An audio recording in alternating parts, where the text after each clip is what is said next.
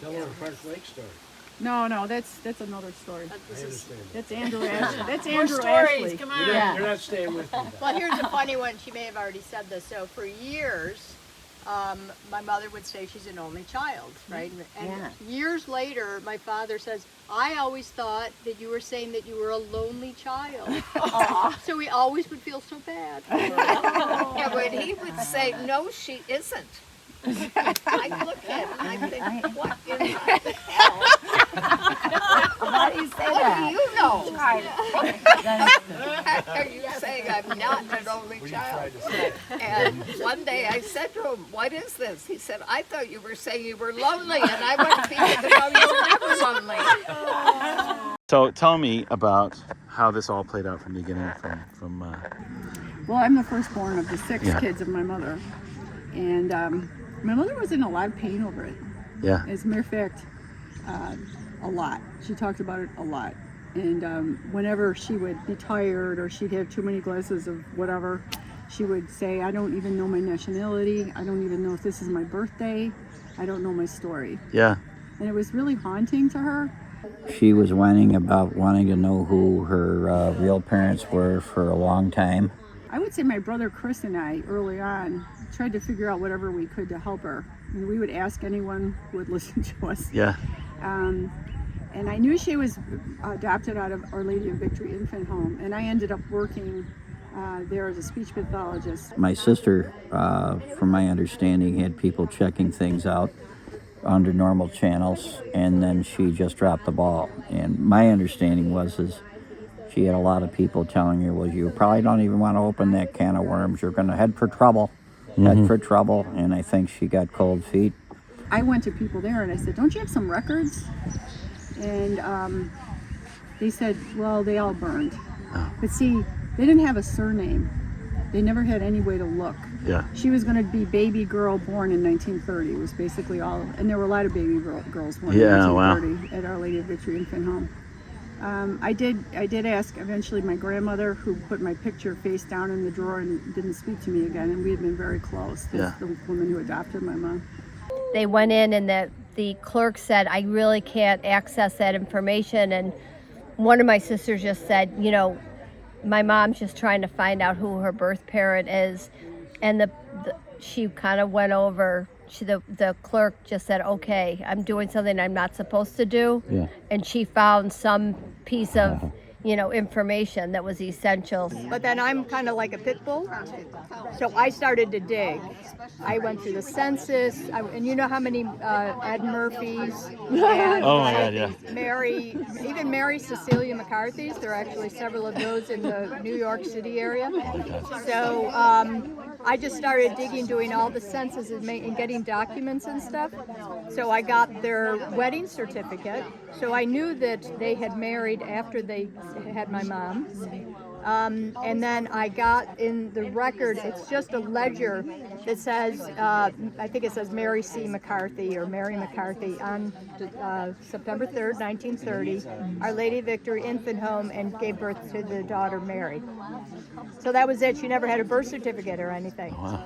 So my mother always maintained, that there's, things happen when they're meant to happen. Right. And she never got impatient and so I think none of us really did. So about 10 years ago, I read about Ancestry, and I said, well, Mom, what do you think? I'll put mine in, you put yours in, we'll see how it goes. And then my son joined a little bit later, a couple years ago, and he said, Mom, there's this guy, Chris Reynolds, and he seems to be as related genetically to your mother as I am. So it would be nephew and grandson, very, very close genetic relationship. And I know at this point my sister Karen is on it, and she's like a dog with a bone, and she's all over Chris. She's just all over Chris. And Chris is like, wait a minute, I didn't really mean for this to happen. I didn't know my grandmother had this baby out of wedlock, and I'm not sure my mother wants to hear about this. So that was in 2019. And we had been in New York. I think we had been in New York that Christmas. And I mentioned it to her. And I said, I just kind of throw out a hypothetical, like, what would you think if this came up? And she was like, this gives you the typical Murphy answer. Just, that's crazy, you know, kind of thing. So didn't really push it. And I think I told Brian and Scott and Aaron, and they were like very skeptical, you know, just, no, this is crazy. What are you talking about? You know, okay. We all totally understood it, but we kind of just thought, oh, you know, another dead end. Yeah. And it wasn't something that was constantly on my mind, but, you know, it felt like we were making headway and then another stop. You know, then there's a big gap. So it was 2019 till this past January. Eleanor came out here she was here for like 3 weeks. So I thought, I'm going to ask her. So I said, hey, Mom, you know, remember that I told you that story? She's like, yeah. And so I said, what do you think about that? And do you think that's possible that you have a sister? She said, I don't know how that would be possible. So I said, well, what if, you know, and you try to tread lightly as you can, say, what if your father, at this point, I thought, what if your father had a child with another woman, you know, outside of the marriage, before the marriage, you know, who knows? Certainly possible. So she's like, you know, yeah, you know, what I know of my father, you know, it was one of those kind of things. So I just said, would you take the test? And she's like, sure. So I still don't know if she understood. I tell Patricia, go on the computer right now, order the test. She's still going to be here for another 10 days. I get this email one day, you know, not that long. It came back pretty quickly. I was like, oh my God, it's 100% match, you know? So I'm like, this changes what I thought, because the only way it could be 100% is if same father and mother, right? Otherwise it would have been 50-50. She took it pretty well.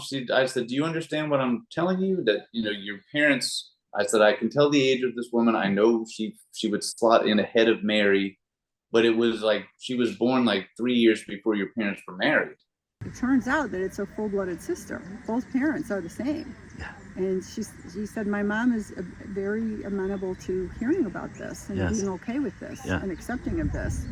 So he said, you know, I'm kind of excited. Now he's excited. You know, now he's telling all the cousins, and the cousins are reaching out, and my mom's getting a lot of texts and phone calls and getting very excited because she talked to this one or that one who's a cousin or a friend, and she said, this is so thrilling, and then she got to talk to two of her sisters, you know, quite a bit. Yeah.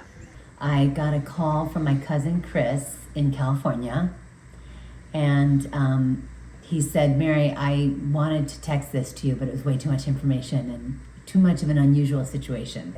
My mom's genetic test results came back, and it shows that they are a 100% match. So they are full siblings. This is our mom's full sibling. But I remember getting a phone call because I was at the movie theater, and Mary's calling. So I pick up my phone, and oh yeah, do you have a minute?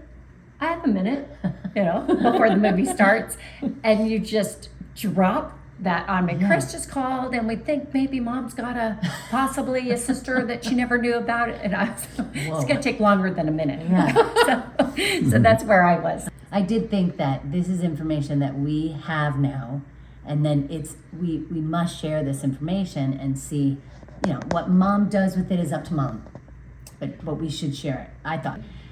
Mom called me right away and said, I need Mary Beth's phone number. And I said, oh, you're gonna call Mary Beth? And she said, yes, I am, because I had already spoken with Mary Beth. And I said, great, let me know how it goes. And I think she made the call right away.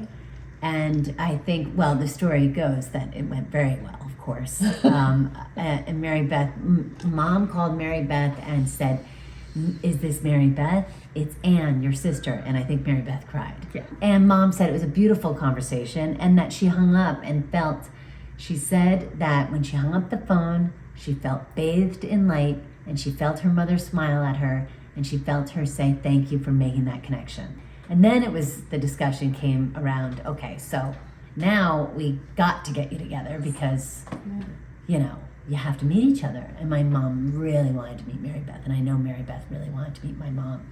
And we got about making the plans, Airbnbs and getting everybody to fly in. So we had, Trisha was coming and Brett were coming from the West Coast, and you guys, of course, Alana and Jeff and Mom, and then Betsy was coming from California too. And it was so nice to see Mom and Mary Beth together. Oh, Mom had gone to Mary Beth earlier in the day because we wanted them to have like a quiet introduction to each other.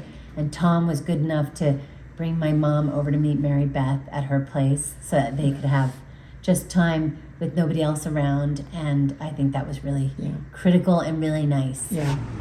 Oh my God. Oh my God.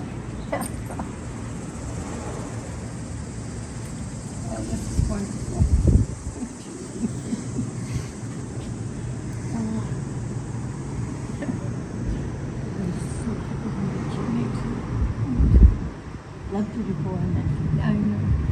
I think my mother is at a point in her life where she felt, satisfied. I think she has family and friends and has felt very well loved. But this has just opened up a whole another dimension to her. Yeah.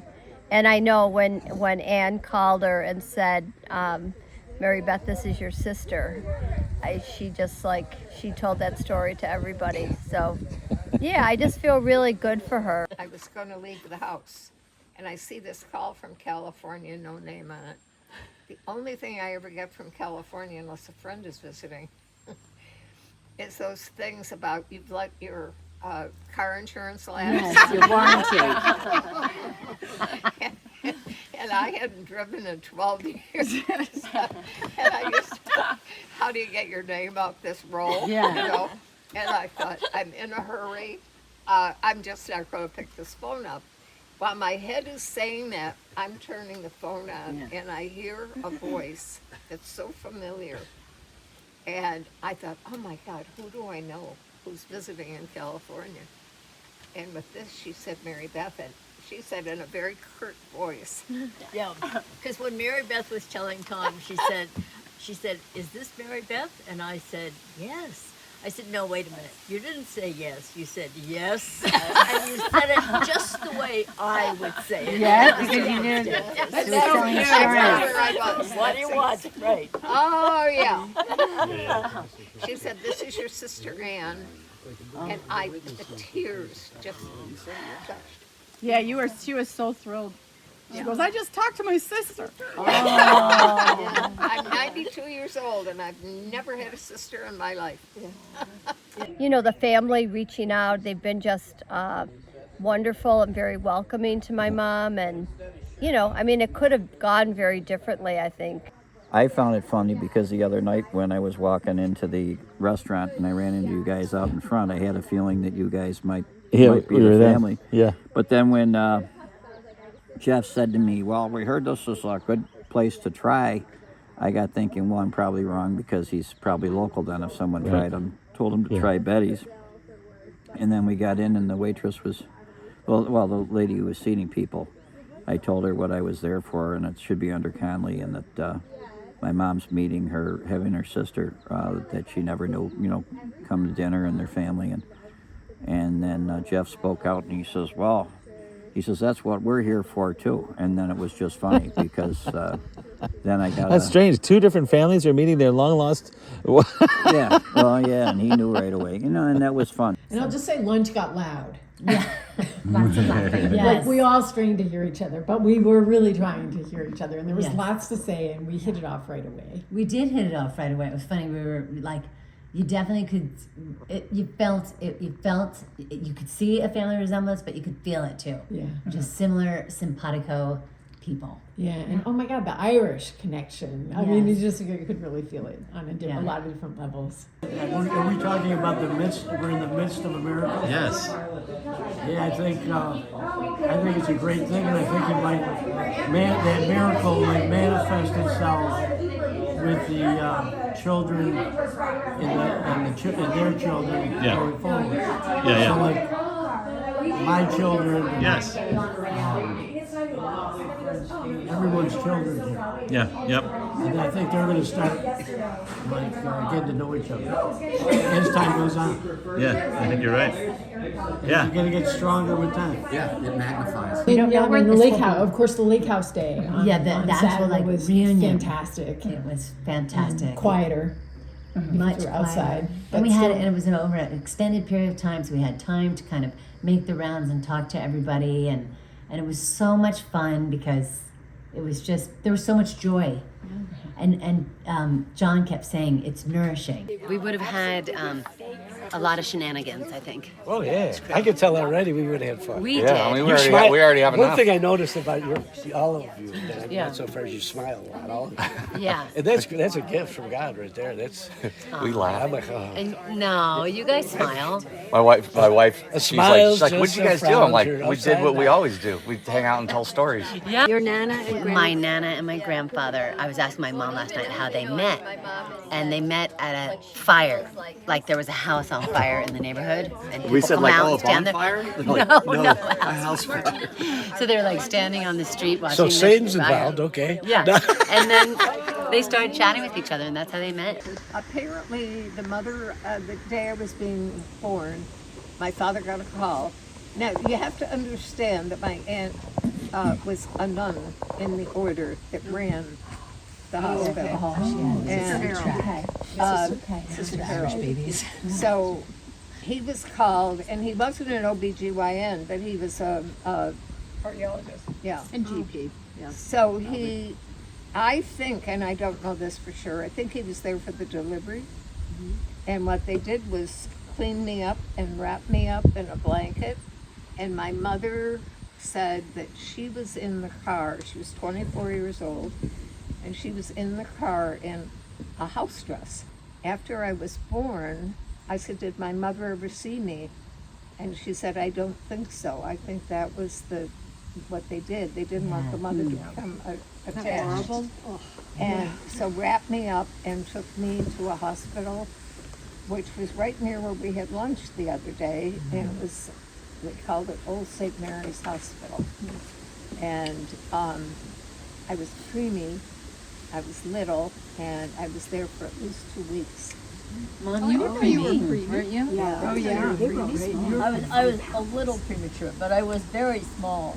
My Nana used to say, and I don't know if this was true, she put me in a shoebox. That may not be true. Well, my mom wiggled out shoulders are not very big. No.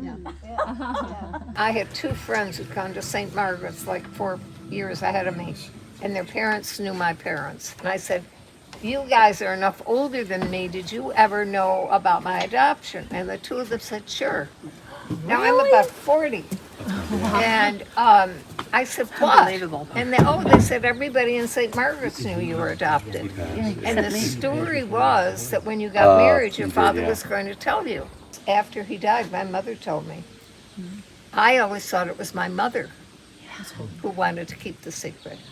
Because there was a lot of shame when you didn't get pregnant. It was a generational thing. What have you done wrong? That she The failed in sins of the some way. father, all that kind of thing. Didn't think about It was a really embarrassing thing in the 30s not to be able to get pregnant.